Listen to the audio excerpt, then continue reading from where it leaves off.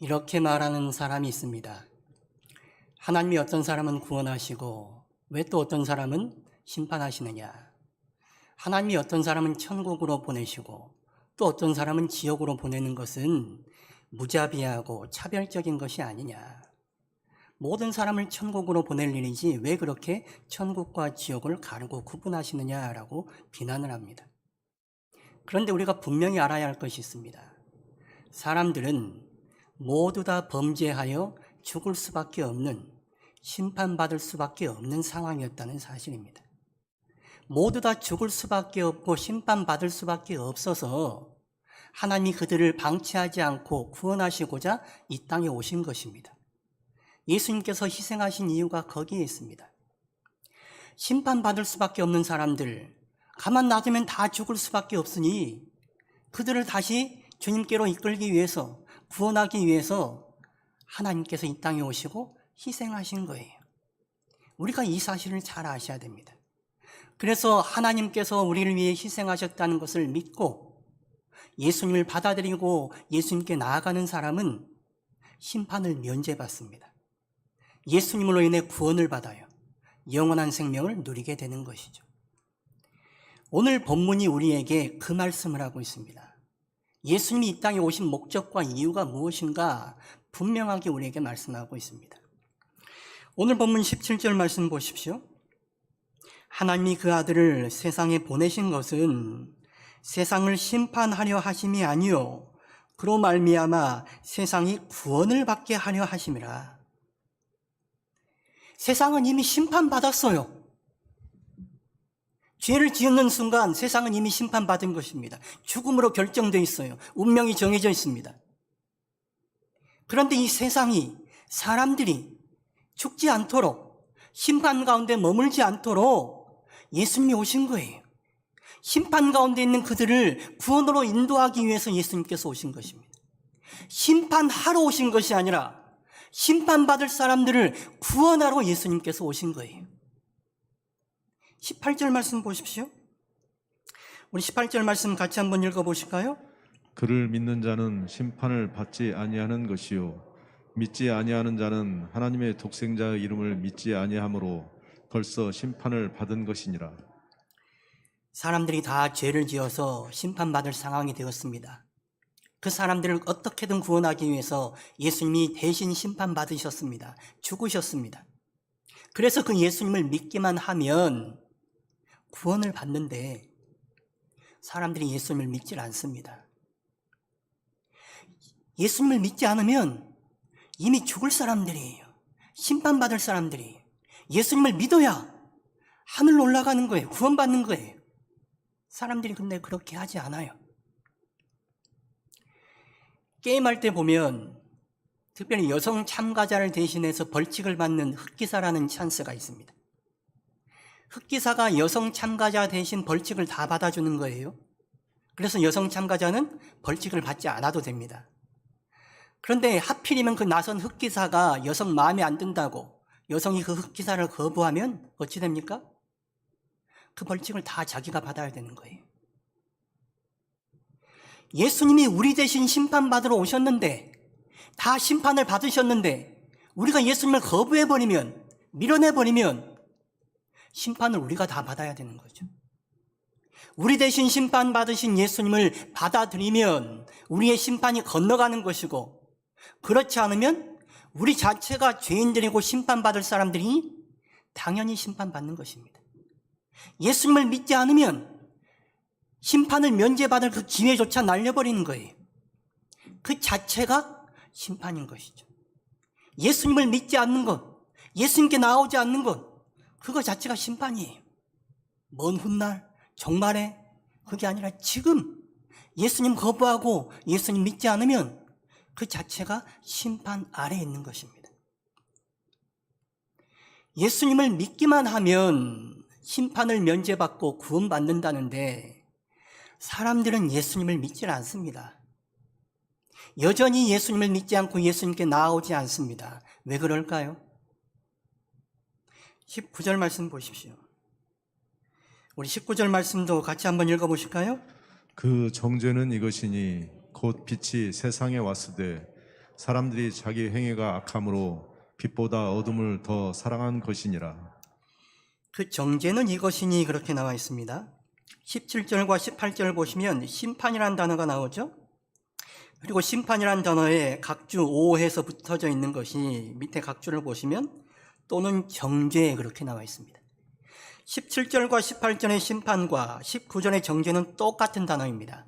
헬라어 크리네라는 단어를 쓰고 있어요. 이 크리네라는 단어는 심판으로 번역될 수도 있고 정죄로 번역될 수도 있습니다. 같은 의미예요. 죄가 있다고 정죄합니다. 정죄받습니다. 그렇게 정죄받는 사람은 심판받는 것이죠. 정죄가 바로 심판이에요. 19절 상반절 보시면 그 정죄는 이것이니 그 심판은 이것이니 곧 빛이 세상에 왔으되 사람들이 자기 행위가 악함으로 빛보다 어둠을 더 사랑한 것이니라. 빛이신 예수님이 이 땅에 오셨는데 사람들이 자기가 죄 가운데 있어요. 악해요. 그러니 빛이신 예수님께 나아가지 않고 자기가 머물고 있는 어둠을 더 사랑하는 거예요. 예수님께 나아가지 않고 여전히 죄를 사랑하고 어둠과 악을 사랑한 채 어둠에 머물러 있는 것, 그거 자체가 정죄라는 거예요.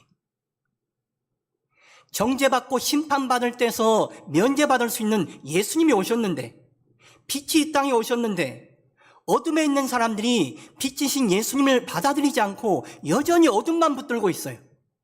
어둠 속에서만 살아가려고 해요. 어둠을 사랑하니까 예수님께 나아가지 않아요. 빛을 쳐다보지 않아요. 그러니 자신들이 이미 심판받을 운명이고 빛으로 오신 예수님조차 거부해버리니 그 자체가 심판인 것이죠. 빛이신 예수님께 나아가기만 하면 되는데 사람들은 그 빛을 바라보려고 하지 않습니다. 왜요? 어둠이 좋아서요. 지금 머물고 있는 어둠이 좋아서 빛으로 나아가려고 하지 않습니다. 어두컴컴한 것보다는 밝은 게 더 좋지 않습니까? 밝은 데 나오면 좀 더 편하고 뭔가 좀 안심이 되고 이러잖아요. 그런데 사람들이 꼭 그렇지 않습니다. 어두운 것을 좋아하는 사람도 있어요. 어둠에 있는 것이 자유롭고 편한 사람이 있단 말이에요. 그가 악 가운데 머물고 있기 때문에, 죄 가운데 있기 때문에 어둠이 그냥 편한 거예요. 그러니 예수님이란 빛이 왔음에도 불구하고 그 빛을 거부하고 있는 것입니다. 세상이 정의롭지만도 않고 밝지만도 않습니다. 세상이 죄 가운데 머물고 그 죄를 죄로 여기질 않습니다. 죄와 악을 분별하지 못한 채 그냥 그 죄와 악과 뒤엉켜서 어둠 가운데 살아가고 있습니다. 그게 세상입니다. 제가 공직 생활할 때에 공사를 발주한 적이 있습니다. 하루는 공사 담당자가 저를 조용히 부르더니 봉투를 건네는 거예요. 보니까 상당히 두툼해요. 제가 사양을 했습니다. 그러니 또 그분이 계속 건네는 거예요. 권유를 해요. 제가 이런 거 안 주셔도 좋으니까 그저 공사만 잘해주시면 됩니다. 그렇게 얘기를 했어요. 그런데도 계속 권하는 거예요. 제가 계속 뿌리치니까 이분이 나중에 저한테 화를 내는 거예요. 아니 다른 사람은 다 받는데 왜 안 받으시냐고 화를 내요. 자기가 화낼 일입니까? 제가 화를 내야죠. 왜 봉투를 건네는 거예요? 자기 편하게 일하려고 하는 거 아닙니까? 공사하는 사람은 공사 잘하면 되는 것이고 감독하는 사람은 감독 잘하면 되는 거예요. 그런데 감독하는 사람에게 뭔가 먹여서 자기가 일을 수월하고 편하게 하려는 거 아니에요. 정직하게 사는 것을, 나쁜 것을 나쁘다고 하는 것을 세상이 좋아하지 않습니다. 박수치지 않아요. 세상이 그렇게 어둠에 물들어져 있습니다. 악한 것을 저지르면서 그게 악인지 모르고 그게 편하고 익숙하게 살아가는 거예요. 그게 세상의 모습입니다. 어둠 속에 살아가는 게 세상의 모습이에요. 왜 세상이 그렇게 어둠 속에 살아가려고 할까요? 빛으로 나오지 않아서 그래요. 빛으로 나오지 않으니 계속해서 어둠 속에만 머물려고 하는 거예요. 우리 안에 죄성이 있습니다. 우리 안에 죄의 욕망이 있어요. 그런데 사람들은 그 안에는 죄를 들춰내는 것을 싫어합니다. 우리가 예수 믿는 그리스도인들이지만 죄에 대해서 얘기하면 싫어하세요. 교인들에게 잘못을 얘기해주고 하나님의 말씀을 들려줘도 사람들이 그것을 아멘으로 받고 찔리고 회개하는 것이 아니라 오히려 거부합니다. 싫어합니다. 유대인들도 그랬어요. 빛이신 예수님이 오셔서 그들 가운데 있는 어둠을, 죄를 드러내니까, 지적하니까 그게 싫은 거예요. 찔리고 회개한 것이 아니라 예수님이 싫어서 예수님을 거부하고 기어이 예수님을 죽인 거예요. 우리는 어떻습니까? 우리는 빛으로 나아가는 게 좋으십니까? 아니면 어둠 가운데 있는 게 좋으십니까? 우리는 죄의 욕망 따라 살아가는 게 좋습니까? 아니면 예수님 말씀 따라 살아가는 게 좋습니까? 예수님께 끌리는 게 좋습니까? 아니면 세상에 그냥 어둠 속에 그렇게 묻혀 살아가는 게 좋습니까? 내가 목사니까, 내가 장로니까, 내가 권사고 집사니까 세상 어둠에 물들지 않는다고요? 나는 목사고 장로고 권사고 집사니까 구원받는다고요? 누가 그래요? 성경 어디에 그런 구절이 있습니까? 목사는 구원받는다, 장로는 구원받는다. 어디에 성경이 그런 말이 나와 있습니까? 예수 안에 있어야 구원받는 것입니다. 우리는 죄의 욕망 가운데 있기 때문에 죄에 쉽게 물들어져 가요. 그게 우리의 속성이에요. 그러니 빛이신 예수님께 나아가야 돼요. 빛이신 예수님께 나아가지 않으면 우리가 쉽게 어두워져요. 더러워져요. 우리는 죄인입니다. 예수님께 나아가지 않으면 심판받고 정죄받을 수 없는 죄인입니다. 빛이 들지 않고 눅눅한 곳에는 곰팡이가 핍니다. 곰팡이 포자는 사실 공기 곳곳에 있어요. 지금도 여기에도 곰팡이 포자가 돌아다닐 거예요. 그런데 빛이 잘 들지 않고 바람이 통하지 않는 곳을 만나면 곰팡이가 자리를 잡고 피기 시작해요. 이불이고 옷이고 빛이 쬐지 않는 곳에, 바람이 통하지 않는 곳에 곰팡이는 자리를 잡고 급속도로 확산되어 갑니다. 곰팡이를 발견하면 그냥 내버려 두는 분 계십니까? 곰팡이를 발견하면 빨리 제거해야 돼요. 안 그러면 순식간에 다 퍼져버려요. 곰팡이를 방치하는 사람은 없어요. 곰팡이가 확산된다는 것을 알기 때문에 그래요. 죄도 마찬가지예요. 우리 안에 죄의 속성이 있어요. 죄의 욕망이 있어요. 그리고 세상에 죄가 있습니다. 죄가 서식하기에 참 좋은 환경입니다. 그래서 그대로 내버려두면 죄가 우리를 뒤엎어버리는 거예요. 나는 죄에 들지 않는다고요? 나 목사인데, 나 몇십 년 신앙생활하고 있는데 괜찮다고요? 아니요. 우린 다 죄인이라니까요. 죄의 욕망이 우리 안에 있어요. 죄가 우리 안에 다리를 틀고 번식해 가지 못하게 우리는 막아야 돼요.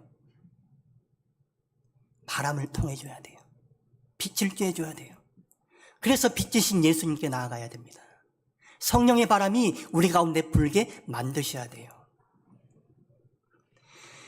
예수님께 나아가지 않으면 우리 안에 있는 죄와 허물이 잘 보이지 않습니다. 나 정도면 괜찮잖아요. 여러분 정도면 괜찮지 않습니까? 다 코로나 때문에 겁을 잔뜩 집어먹고 교회도 안 나오는데 여러분 정도면 대단한 믿음이죠. 목숨 걸고 어찌 보면 나오신 거잖아요. 대단한 믿음의 소유자들이세요. 그런데 예수님께 나아가지 않으면 내 죄와 허물이 보이지 않아요. 나는 그냥 괜찮은 사람이에요. 나는 당연히 구원이 확정된 사람으로 보여요. 예수님이 나 같은 사람 구원 안 시키면 누구 구원시키겠어요? 그렇게 보이는 게 우리예요. 그러나 목사라고 장로라고 권사 집사라고 구원받는 거 아닙니다. 우리는 죄인이라니까요. 예수님께 나아가셔야 돼요. 예수님께 나아가셔서 우리의 죄를, 우리의 허물을 보셔야 돼요. 이게 신앙의 역선입니다. 자기가 괜찮다라고 생각하는 사람은 예수님께 나갈 필요를 못 느껴요. 예수님 필요 없어도 나는 괜찮으니까요. 그런데 내가 보잘것없다는 것, 내게 허물이 있다는 것을 아는 사람은 예수님께 나아갈 수밖에 없어요. 그리고 예수님 앞에서 나의 죄와 허물을 봐요. 그런데 나의 죄와 허물을 보는 사람은 아이러니하게도 역설적이게도 예수님이 새롭게 하시는 거예요. 예수님은 죄인을 구원하러 오셨지 의인을 구원하러 오신 게 아니에요. 의인은 예수님도 필요 없는 거예요. 우리가 죄인임을 확인할 때에, 우리가 죄인 될 때에 우리가 구원 가운데 있을 수 있어요. 예수님의 구원이 죄인들 가운데 임하는 것입니다. 우리의 믿음과 우리의 구원은 우리에게 달려있지 않습니다. 우리 자체가 이미 죄인들이어서 심판받고 정죄받을 사람들인데 우리로서는 구원받을 수 없는 존재들입니다. 우리는 예수님 아니면 안 됩니다. 그래서 예수님께 나아가 예수님을 붙들고 예수님을 믿으셔야 돼요. 예수 믿는 자가 구원받는 것입니다. 목사가 구원받는 거 아니에요. 장로님 구원받는 거 아니에요. 예수 믿는 자는 그 자가 누구라도 어떠한 죄인이라도 예수님께서 구원시키시는 거예요. 그래서 우리는 우리의 어둠의 일을 벗고 다시 빛이신 예수님께 나아가셔야 돼요. 예수님께 나아갈 때에 우리에게 새로운 생명, 영생, 구원이 허락되는 것입니다. 이렇게 예수님께만 나아가면 구원이 허락되는데 사람들은 반으로 갈립니다.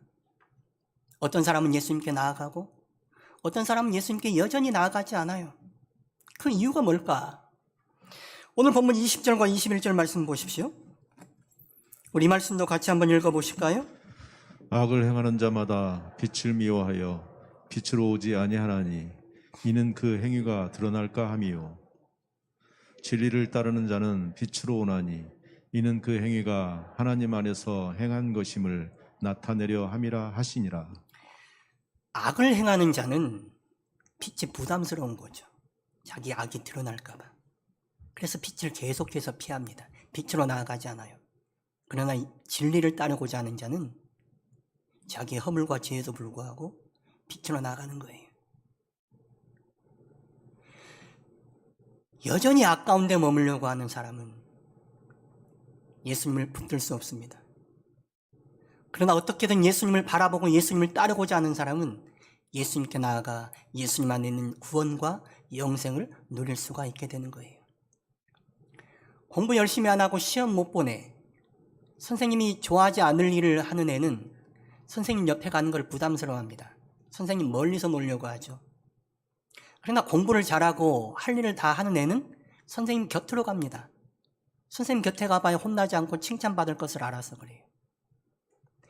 첫사람 아담이 범죄하고 나서 하나님을 두려워 피했습니다.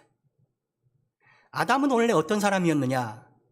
하나님과 서스럼 없이 대화하고 함께했던 그런 사람이었습니다. 그런데 그가 범죄하고 나자 하나님이 두려워진 거예요. 하나님을 피하고 싶어진 거예요. 그래서 하나님을 피해서 나무 뒤에 숨고 말았습니다. 죄란 게 그런 것입니다. 죄라는 게 하나님과 우리 사이를 멀게 만듭니다. 죄에 붙들려 있는 사람은, 악에 붙들려 있는 사람은 빛이신 예수님께 나아가는 것을 꺼려해요. 그래서 그가 구원의 길로 나아가지 못하는 것입니다. 그러나 어떻게든 주님 바라보고 살려고 하는 사람은, 주님 의지하는 사람은 주님께 나아가는 거예요. 빛을 보고 나아가는 거예요. 그러면 빛이신 예수님께서 그를 새롭게 하시고 구원의 길로 인도해 가시는 것이죠. 우리 자신으로는 구원받을 수 없습니다. 그러니 우리는 빛이신 예수님께로 돌이켜야 됩니다. 빛이신 예수님께로 돌이켜야 돼요. 회개해야 돼요. 우리 어둠의 일을, 죄의 일들을 버리고 회개할 때에 위로부터 오신 성령께서 우리를 거듭나게 하시는 거예요. 거듭나서 예수 다시 믿게 하는 것입니다. 그렇게 예수 믿는 자가 구원을 받고 영생을 누리는 거예요. 하나님 나라를 살아갈 수 있게 되는 것입니다. 예수님 믿고 하나님 나라에 들어오신 여러분, 하나님 나라는 어떤 사람이 들어갑니까? 예수님께로 돌이킨 사람이 들어가는 것입니다. 예수님을 향해 회개하는 사람이 들어가는 것입니다. 우리가 어둠에 물들어 있고 죄악에 붙들려 있다면 돌이키셔야 돼요. 회개하고 다시 주님께로 향하셔야 돼요. 그럴 때 우리가 하나님 나라를 살아가고 영생을 살아갈 수가 있는 거예요. 세상 나라 기웃거리다가 하나님 나라 놓치지 마시기 바랍니다. 청소년들이 부모에게 혼이 나거나 집안이 마음에 안 들면 가출하는 경우가 있어요. 그런데 집을 나가면 좋은 게 있습니까? 고생하고 어려움만 당합니다. 하나님 나라 놔두고 세상 나라 기웃거리면, 하나님 나라 가출하면 좋은 게 있겠습니까? 고생하고 어려움 당하는 정도가 아니에요. 심판받고 죽는 것입니다. 하나님 나라에서 멀어지면, 하나님 나라에 들어가지 못하면 죽음이에요. 우리는 하나님 나라에 들어가 계십니까? 어둠에 물들어서, 어둠이 좋아서, 어둠을 사랑해서 세상 나라에 머물고자 하십니까? 내 죄의 욕망을 따라 살려고 하십니까? 그런 어둠을 버리고 예수님께로 돌이키셔야 돼요. 예수님을 따르셔야 돼요. 그럴 때 하나님 나라에 들어가 하나님 나라의 구원과 영생을 누리며 살아갈 수가 있는 것입니다. 오늘 우리가 예배로 나아갑니다. 이 예배가 시간을 따라 그저 습관적으로 드리는 예배가 되지 않기를 바라요. 예배는 무엇입니까? 예수님께로 우리를 돌이키는 시간입니다. 세상 욕망에 빠져있던 우리가, 세상 어둠을 즐기던 우리가 다시 우리의 구원자 되시는 예수님을 바라보고 예수님께 돌이키는 시간이에요. 빛이신 예수님께 돌이킬 때에 우리의 죄와 허물을 다시 들추어내고 볼 때에 예수님은 우리를 새롭게 하시는 거예요. 그렇게 예수님으로 인하여 새로워진 사람, 다시 하나님 나라에 들어간 사람, 그 사람이 구원 안에 있고 영생 안에 있을 수가 있는 것입니다. 세상에 계속 머물러 있으면 어둠이 우리를 집어삼켜버립니다. 죄가 그렇게 호락호락한 녀석이 아닙니다. 죄는 우리 힘으로 감당하기 어려운 존재입니다. 세상에 죄가 있고 악이 있는데 만만하게 보시면 안 됩니다. 죄와 악은 어떻게든 우리를 집어삼키려고 노리고 있습니다.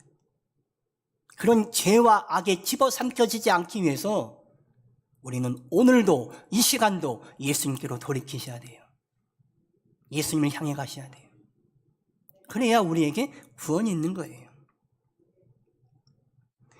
어둠에 물든 자는 예수님께 나아가지 않습니다.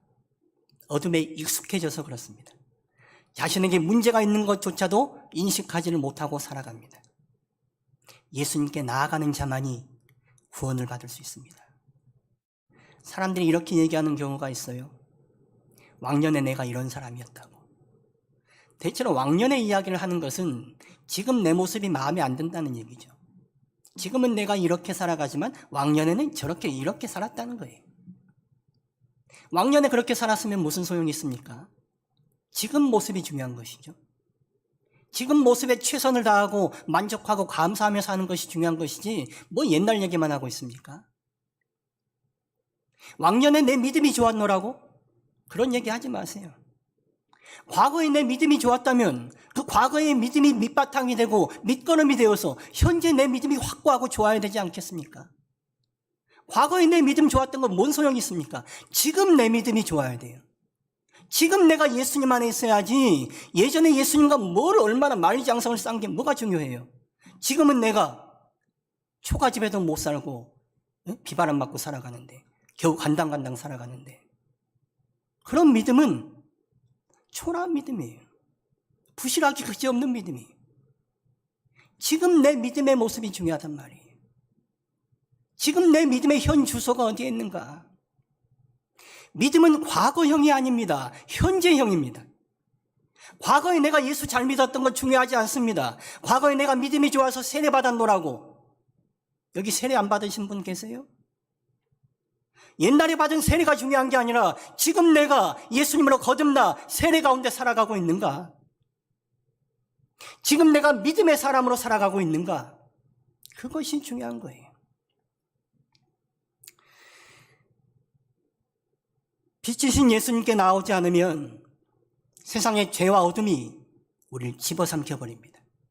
그리고 예수님에게서 멀어지게 만듭니다. 나중에는 예수님께 나아가는 것조차도 힘들어지는 상황까지 만들어갑니다. 우리는 예수님 안에 살아가십니까? 아니면 세상 욕망 가운데 살아가고 있으십니까? 예수님의 말씀을 들으면서도 여전히 세상 것을 붙들고 세상 것을 사랑하고 세상 것을 고집하고 살아가고 있지는 않으십니까? 내가 예수님께 돌아가야지 하면서도 차일피일 미루고만 있지는 않습니까? 바쁘다는 핑계로 예수님께 나아가는 것을 미루고 있으면 예수님과 점점 멀어지는 것입니다. 나중에 돌아갈 일이 아니라 지금 내 자신을 보고 지금 당장 예수님께로 돌이키셔야 돼요. 예수님께로 돌이키시고 예수님을 믿고 예수님 안에 있어야 우리가 구원 안에 있게 되는 것입니다. 지금 예수 믿는 것입니다. 어제의 믿음이 오늘의 나를 구원시키는 게 아니에요. 오늘의 믿음이 오늘 우리를 구원시키는 것입니다. 믿음도 구원도 현재형이에요. 그 현재형이 쌓여서 마지막 날까지 가야 되는 거예요. 그럴 때 종말 때에 다시 주님의 주시는 온전한 구원, 온전한 영생을 맛보며 살아가게 될 것입니다. 예수님께로 돌이켜서 다시금 예수님을 믿고 예수님을 믿는 자에게 주시는 구원의 기쁨과 은혜와 감격을 누리고 살아가는 우리 모두가 되기를 축원합니다.